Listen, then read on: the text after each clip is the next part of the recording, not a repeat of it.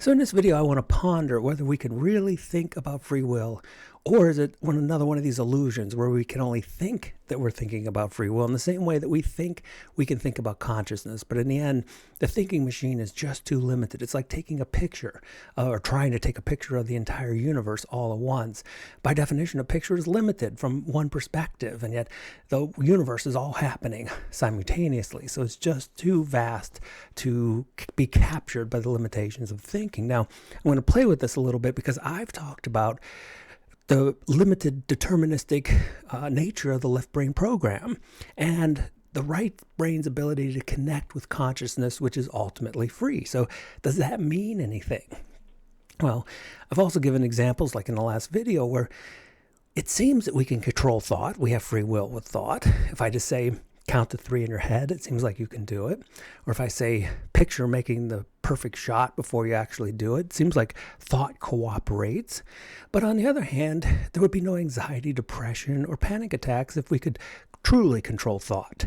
So in this way, maybe it's a compromise. Maybe it's like, having liberty as opposed to freedom. We don't have total freedom. No country is such that everyone is totally free to do whatever they want, but they have a limited range of things that they can do under what is called liberty. Okay, so one problem with this, again, is just, and this is captured by so many thought illusions, that we have this sense that we know what we're talking about. So let me put it to you, and maybe you've got a great definition of what it means to be free.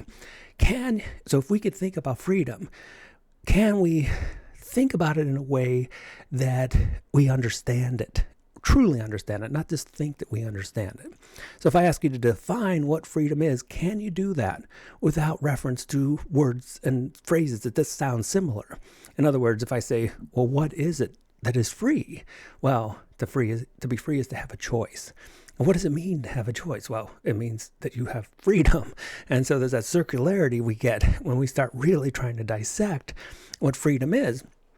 But, and this is just one of these things I'm throwing out to ponder because it's so much fun to play with the free will debate. To me, it's a lot like jamming on the guitar. It's just fun. So, you can't help being attracted to playing with it.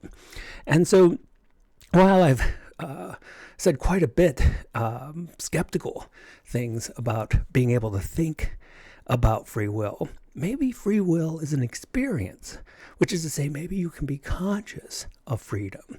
Now, how do I back that one up? Well, I'm going to appeal to Shawshank Redemption, which I've often done. In fact, I was surprised to see how many quotes in the Neurotic's Guide to Avoiding Enlightenment, how often I quoted Shawshank Redemption, and just how the test of time, it's just been one of my all-time favorite movies. But one of the things that got me with the free will debate, and it does talk quite a bit about free will in that movie, but when Red breaks his parole agreement and he heads off to Mexico, and he's in the bus and he says, I'm going to read it exactly from the quote, I find him so excited. I can barely sit still or hold a thought in my head. I think it's the excitement only a free man can feel.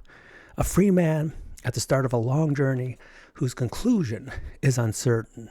So from Red's perspective, being free is something you consciously experience.